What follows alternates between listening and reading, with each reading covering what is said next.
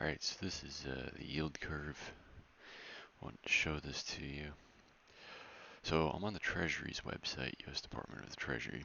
And down here they have the various rates, and it's all organized by the duration. So you have a 1 month interest rate, 2 month interest rate, 3 month interest rate, and these are, basically like on the bond duration. So if you have like a 10-year bond, the rate there would be 3.84. And so anyway, you just kind of read down this list, but there's been studies done by Campbell Harvey, who is a economist from the University of Chicago. In 1986, he discovered that inverted yield curves are recession indicators. They've never had a false hit, and they've predicted every recession that we can calculate them for. So it doesn't mean it won't work in the future, but it's interesting to know that that's one solid indicator that is heavily reliant on at this point in the finance world. So anyway, if you were to look at what the yield curve is, basically you take something of a longer duration, like a 10-year yield, and you subtract the 3 month, for example, or the 2-year as another example from this number, and you determine if it's inverted. So at the short end, you want the number to be low, and at the high end, you want the number to be high. And here you can see it's reversed. So if we take the 3.84 minus the 5.19, we get a negative number. In normal markets, they should be the reverse. You should have something like 5 out here and a 3 down here, giving you a positive yield of something like 2.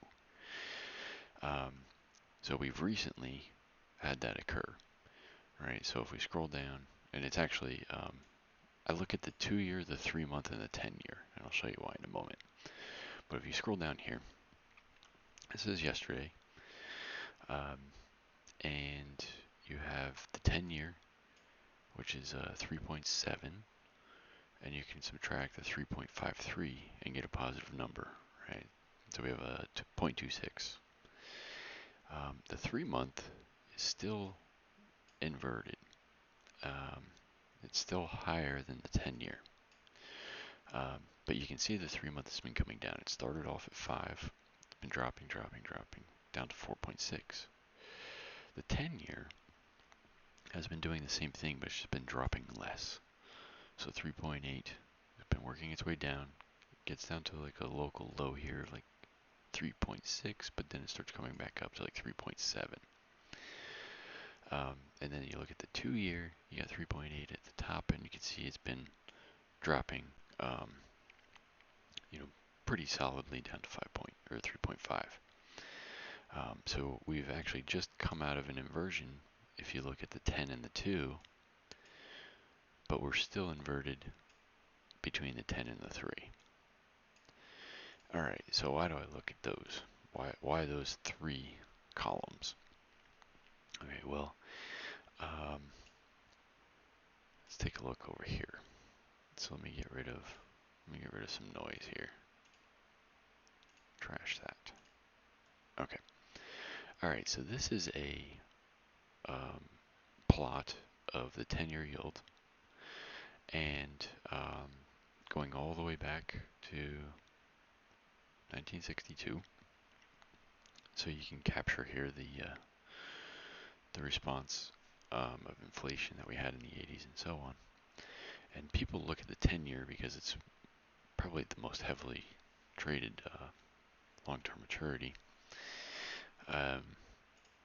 It basically is used to set the rates for all sorts of things. And as an example, we can compare it to U.S. mortgages.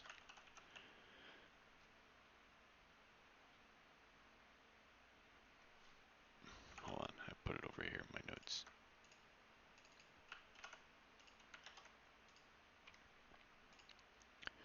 Okay, so you can see mortgages in red and the 10-year in blue. All right, so basically you have this spread. Um, banks might say, okay, um, the 10-year is at, look for an easy example here, like 5% right here. Um, they'll charge the consumer 7% and get a 2-year or get a 2% difference. They collect that 2% difference, and you can see that that's generally what they do. All right, so that's why the 10-year is important, and it's heavily looked at. This is just one of many examples. Okay, so let's take a quick look at the short term. Let's look at, well, get rid of these. So we'll just do, maybe we'll do 2-year first. All right, so the 2-year is DGS2, if you want to look that up in our database. All right, let's zoom out here. All right, so this is what the 2-year yields look like. And you can see that, after 2008, they were held very low for a long time. Let's put in the 3-month, because that's a little bit more pronounced. So DGS 3-month. Add that guy.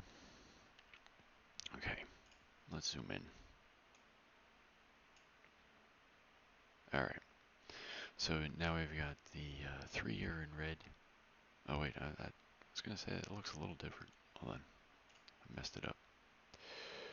Okay, get rid of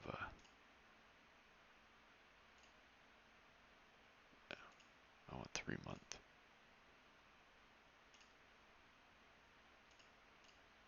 DGS3MO. I think that's what yeah. Okay, here we go. Yeah, that's better. That's what we want to see. Alright, zoom in again. Okay, so here you can see we've got the 2-year in blue and the 3-month in red. Now, what's interesting about this is, that the red is a little bit smoother. If you zoom out, you can see, it's less volatile. But more importantly, when you zoom in, like let's just take a look at, pick a date, right? So February 25th, 2022. The 3-month is sitting at 0.33, and the 2-year is sitting at 1.55. Right? Actually, let me see if Fed funds is available. Fed funds.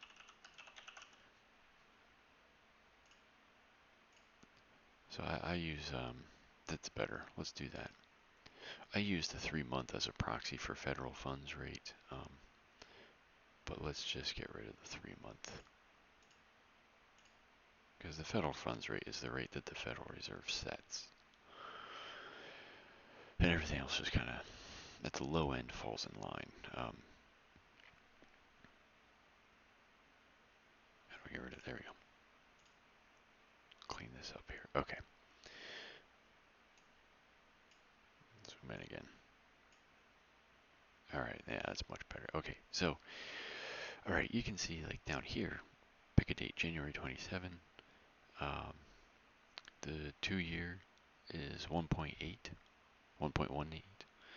And the green line, if I can get it to highlight here. Come on. I mean, you can see it's near 0, right? I don't know why it's not highlighting. Anyway, it's near 0. And then the green line, as the blue line goes up, the green line begins to follow it, right? There we go.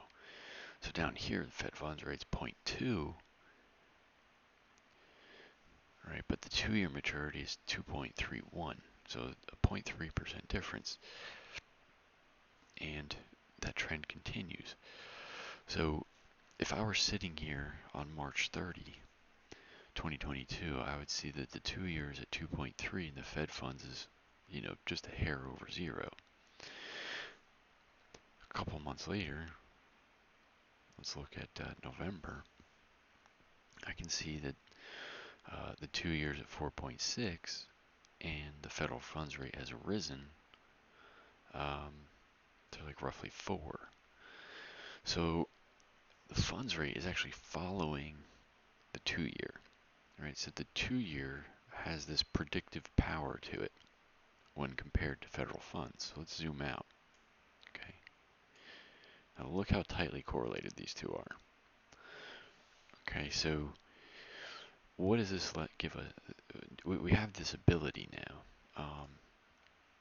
to look at yield curve inversions using the 2-year because they're a little bit more predictive than the federal funds rate, and maybe make a determination about what's going to happen to the economy.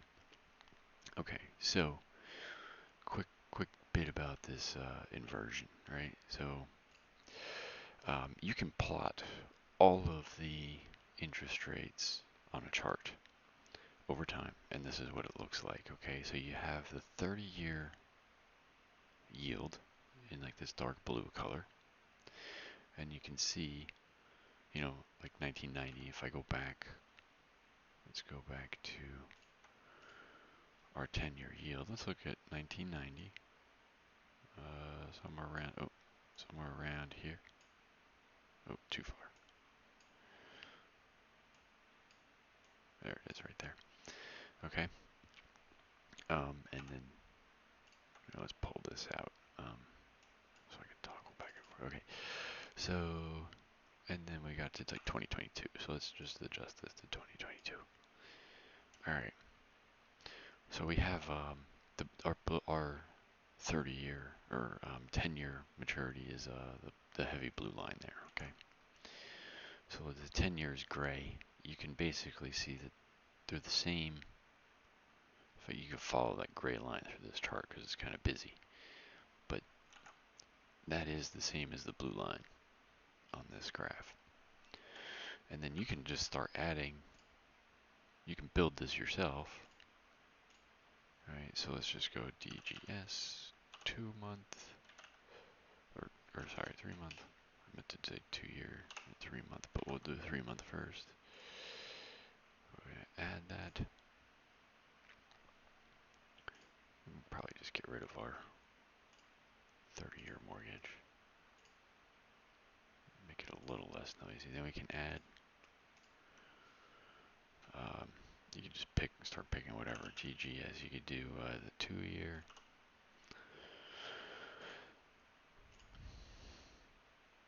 Alright, you can add 7-year. You get the idea. Alright, but you can see as I start adding all these durations, the same durations as a year, 1 month, 2 month, 3 month, and all that, as I add them to this graph, I begin to create this graph. So hopefully that kind of gives some ideas to what we're looking at here. And again, we're just looking at the tabular form of these charts with numbers right here. Okay, so that's a little bit about what you might expect when you look at some visuals. So Harvey, he's got a whole bunch of papers. You can just Google these things, but this is his, I believe, 1986 paper. Yeah, about the predictive power, and he goes through all the crazy research in here, which is great. Later on, the Federal Reserve Bank of New York followed up with his research and wrote their own, or I guess evaluated it. He's done some other presentations and has even provided some indications why this time might be different in 2019.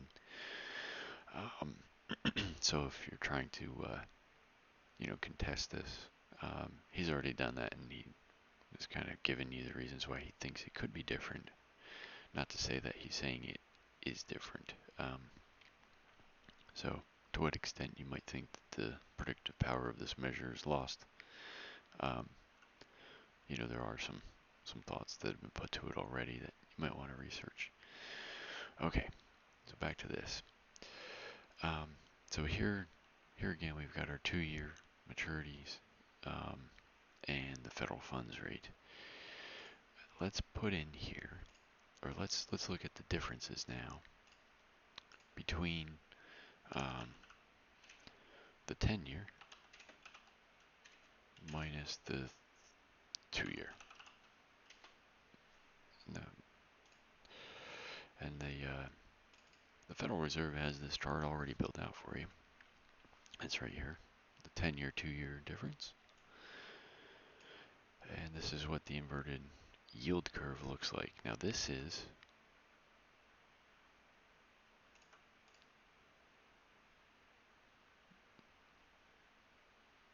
3.7 minus 3.53. So we get that 0.26 difference. Let's see how up to date this is. We'll zoom in over here. And 0.25, right? So the U.S. Treasury and the Fed economic database here is pretty well aligned. Okay, so zoom back out. All right, so check this out. Everything that's shaded in gray here are recessions, and you can see that generally speaking, as the yield curve uninverts, which means it's above zero, we enter a recession. So here the recession occurred a little bit before the time that the yield curve uninverts. It did the same here. And then over here, it uninverted before the recession occurred, and same here, same here.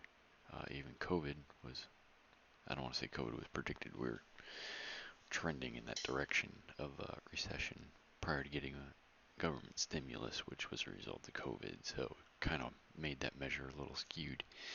But here we're at the point where the recession hasn't yet been declared, but we're coming out of that yield curve inversion. So you can see just by looking at the Fed's own database, that this has been a predictive indicator. Now we can also add to this the GDP.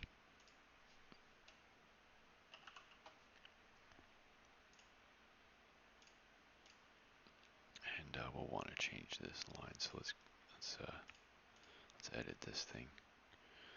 It's in billions of dollars. Let's go percent change year over year. Oh, I didn't mean to do that. Where's the undo button?